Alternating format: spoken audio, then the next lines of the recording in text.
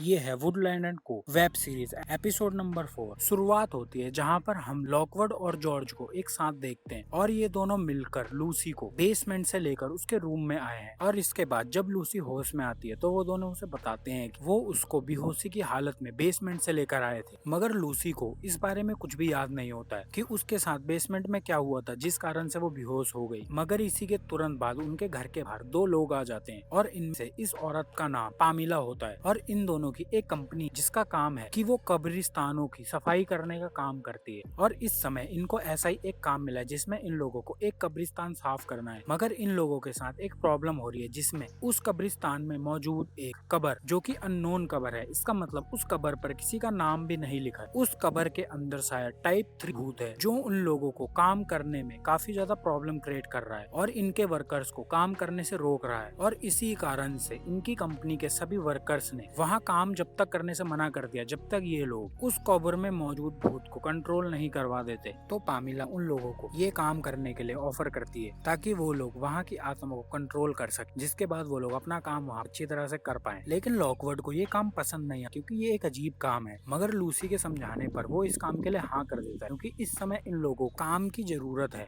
और पैसों की भी। तो वो तीनों उसी रात उस कब्रिस्तान निकल जाते हैं अपना काम करने के लिए। उस कब्रिस्तान में पहुंचते वो लोग देखते हैं कि वहाँ के सभी वर्कर्स अपना काम छोड़कर बाहर ही खड़े हैं और उन लोगों का बोलना है कि जब से उन लोगों ने उस कब्र को खोदा है तब से ही उन लोगों के ऊपर उसमें मौजूद आत्मा अटैक कर रही है और उन लोगों को बीमार करती जा रही है। पर जब वो सभी वर्कर लॉकवुड और उसकी टीम को देखते हैं तो उन लोगों को पहले उन पर भरोसा नहीं होता है क्योंकि वो लोग उन पर शक करते हैं क्योंकि लॉकवुड और उसकी टीम देखने में काफी छोटे लगते हैं और उन्हें लगता है कि ये लोग ये काम नहीं कर पाएंगे। मगर लॉकवुड अपनी बातों से उन लोगों को भरोसा दिलाता है कि वो लोग इस काम को आसानी से कर लेंगे। इसके बाद वो तीनों कब्र की ओर निकल जाते हैं और जैसे ही वो उस कब्र के पास पहुंचते हैं तो लूसी और जॉर्ज की तबीयत खराब होना शुरू हो जाती है। लेकिन वो लोग खुद को संभालते हुए अपना काम करने की तैयारी करना शुरू कर देते हैं। इसके बाद जब जॉर्ज उस कब्र के पास जाता है तो वो देखता है कि ये ताबूत एक लोहे का ताबूत है जिसे देखकर वो काफी चौंकता है क्योंकि किसी भी बॉडी को लोहे के ताबूत में बंद कर दफनाना काफी अजीब बात है और वो भी पहले के टाइम में ये होना काफी अजीब बात है क्योंकि उस समय में केवल लकड़ी के ताबूत मिला करते थे। अब ये लोहे का ताबूत देख लोगों को शक होता है कि इसके अंदर जिसकी भी बॉडी है वो काफी खतरनाक होगा। इसी कारण से उसको लोहे के ताबूत में बंद कर इस जगह पर दफनाया गया है और साथ में उसका नाम भी नहीं लिखा गया ताकि किसी को ना पता चल पाए कि ये किसकी बॉडी है। लेकिन दोबारा से उस कब्र के कारण लूसी और जॉर्ज की तबीयत फिर से खराब होना शुरू हो जाती और वो दोनों काफी बुरे हाल में पहुंच जाते हैं। लेकिन जॉर्ज हिम्मत कर उस ताबूत का डोर ओपन करता है और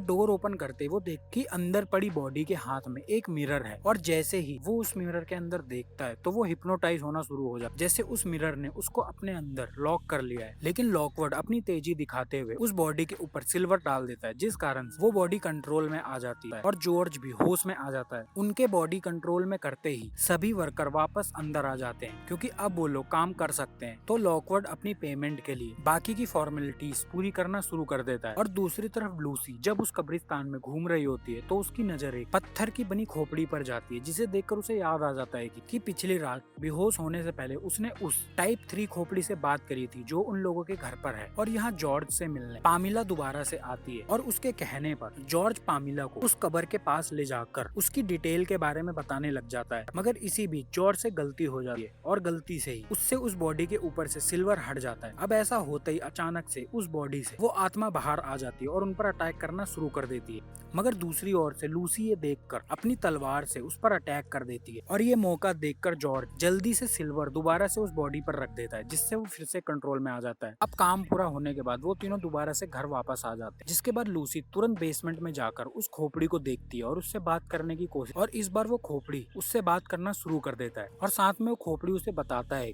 वो एक लौती इंसान है जो उससे बात कर सकती है। साथ में वो खोपड़ी लूसी को अपनी बातों में फंसाकर उससे ये बोलता है कि वो जल्दी से उसे उस जार से आजाद कर दे। मगर लूसी उसकी बातों में नहीं आती है और ये करने से मना कर देती है। तो वो खोपड़ी दोबारा से लूसी को भरोसे में लेने के लिए उसे बताता है कि वो जाकर लॉकवुड के उस कमरे को चेक करे जिसमें जाने से वो सबको मना करता है। अब ये सुनकर लूसी वहाँ से बाहर लॉकवुड की ओर भागती है और यहाँ लॉकवुड और जॉर्ज एक साथ होते हैं जहाँ लॉकवुड जॉर्ज को समझाता है वो किसी नॉर्मल इंसान को कैसे ले जा सकता है उस कब्र के पास जिसके अंदर इतनी खतरनाक आत्मा है। मगर जॉर्ज उसकी बात को काटते हुए उसे बोलता है कि जब उसने कब्र खोली थी तो उसके हाथ में एक मिरर था जिसे देखकर वो हिप्नोटाइज हिप्नोटाइज हो गया, पर साथ में उसने उस मिरर के ऊपर कुछ शब्द पढ़े थे और अब वो उन शब्दों को डिकोड करना चाहता है। मगर लॉकवर्ड उसे ये करने से मना करता है क्योंकि उन लोगों का काम पूरा हो चुका है और अब उन चीजों के बारे में सोचना या उसके बारे में पढ़ना बेकार है। मगर जॉर्ज अपनी पर्सनैलिटी के हिसाब से अब ये कर ही रहेगा। अब इसी बीच लूसी भी उनके पास पहुंच जाती है और वो आते उन्हें बताती है कि वो उस टाइप 3 घोस्ट खोपड़ी से बात कर सकती है। अब ये सुनकर जॉर्ज और लॉकवर्ड उस पर बिल्कुल भी भरोसा नहीं करते और उन लोगों को लगता है कि उस लास्ट कब्रिस्तान के कारण लूसी थोड़ी परेशान है, जिस कारण से वो ऐसी बातें कर रही है। मगर उनके भरोसा ना करने के बाद लूसी गुस्से में आ जाती है और वो गुस्से में ही लॉकवर्ड से उसके उस रूम के बारे में पूछ लेती है जिसमें वो जाने से सबको रोकता है। मगर लूसी के मुंह से ये बात सुनते ही लॉकवर्ड गुस्सा हो जाता है और वो लूसी को बोलता है कि अगर उसने दोबारा से उस कमरे के बारे में बात करी तो वो उसे इस जॉब से निकाल देगा। अब ये सुनकर दुखी होकर लूसी अपने रूम में चली जाती है और दूसरी तरफ जॉर्ज उन शब्दों को डिकोड करने में लग जाता है और उस कब्र के बारे में और ज्यादा स्टडी करना शुरू कर देता है। यहाँ लूसी अपने रूम में आने के बाद टीवी पर फिट्स का एक पुराना इंटरव्यू देखी है जिसमें फिट्स बताती है कि वो दुनिया की एक लौती इंसान है जो टाइप 3 घोस्ट से बात कर सकती है। लेकिन लूसी जानती है कि वो भी ये काम कर सकती है पर उस पर कोई भरोसा नहीं कर रहा। अब इसी बीच वहाँ पर लॉकवर्ड भी आ जाता है और वो आते ही लूसी से अपने बिहेवियर के लिए माफी मांगता है और वो लूसी को समझाता है कि वो रूम जिसमें वो सबको जाने से मना करता है उस रूम के अंदर उसकी पुरानी चीजें रखी हुई, और वो बताता है कि 6 साल की उम्र उसके मॉम डैड उसे छोड़कर यहाँ से चले गए थे और वही सारी चीज जो उसे उनकी याद दिलाती है वो सब चीजें उसके अंदर रखी हुई, जिस कारण से वो नहीं चाहता है कि वहाँ पर कोई जाए। और इसी के साथ लॉकवर्ड लूसी को बोलता है कि उसे उसके ऊपर पूरा भरोसा है और वो मानता है लूसी उस खोपड़ी से बात कर सकती है। अब ये बात सुनकर लूसी खुश हो जाती क्योंकि लॉकवर्ड उसकी इन बातों पर भरोसा करता है। तो अब वो दोनों ये बात बताने के लिए जॉर्ज के रूम में जाते हैं, मगर वहाँ पर उन्हें जॉर्ज नहीं मिलता। लेकिन जॉर्ज की टेबल पर वो लोग देखते हैं कि जॉर्ज ने उन शब्दों को डिकोड कर लिया है और उनका इंग्लिश में मतलब लिखा है कि द ट्रुथ लाइज बियॉन्ड। अब जॉर्ज दोबारा से उसी कब्रिस्तान तक पहुंच जाता है जहाँ पर उन लोगों ने उस बॉडी को कंट्रोल में किया था, और पीछे से ही लॉकवर्ड और लूसी भी जॉर्ज को ढूंढते हुए वहाँ पहुंच जाते हैं। मगर कुछ ही सेकंडों में वहाँ डीप ट्रैक के ऑफिसर बांस भी पहुंच जाते हैं और उनके साथ किप्स की टीम भी, क्योंकि अब उन लोगों ने इस कब्र को अपने कंट्रोल में ले लिया है। तो बांस अब बताते हैं कि इस कब्र में जो मिरर मौजूद था वो मिरर चोरी हो चुका है और उस मिरर को ढूंढने का केस बांस किप्स और उसकी टीम को दे देते हैं। लेकिन ये देखकर लॉकवर्ड बांस को बोलता है कि पहले ये केस उन लोगों का था, तो अब मिरर ढूंढने का केस भी उन्हीं लोगों को मिलना चाहिए। तो इस केस को लेने के लिए किप्स की टीम का मेंबर जो इन लोगों के लिए केस स्टडी करने का काम कर, वो उन सबको अपनी स्टडी बताता है जो उसने इस कब्र के बारे में करी थी। अब उसके बोलने के बाद जॉर्ज भी उन लोगों को अपनी स्टडी बताता है जो स्टडी उसने इस कब्र के बारे में करी, जिसमें वो इन लोगों को बताता है कि इस कब्र के अंदर जिसकी भी बॉडी रखी वो काफी खतरनाक है और यही कारण है उसको एक लोहे के ताबूत में बंद कर रखा गया है और साथ में उसका कोई नाम भी नहीं लिखा गया है। लेकिन उसे ऐसा लगता है कि ये बॉडी और किसी की नहीं, बिकस स्टाफ फैमिली के छोटे बेटे की है, और ये बिकस स्टाफ फैमिली वही है जो उस समय में इस कब्रिस्तान की असली मालिक थी। और अपनी बात प्रूफ करने के लिए जॉर्ज उन लोगों को उस ताबूत के अंदर रखी बॉडी के हाथों में जो तलवार थी वो उन्हें दिखाता है, जिसके ऊपर लोगो भी बिकस स्टाफ फैमिली का ही हो रहा है। इसका मतलब जॉर्ज सही बोल रहा है और ये body because staff family member की ही है। अब इतनी तगड़ी स्टडी देख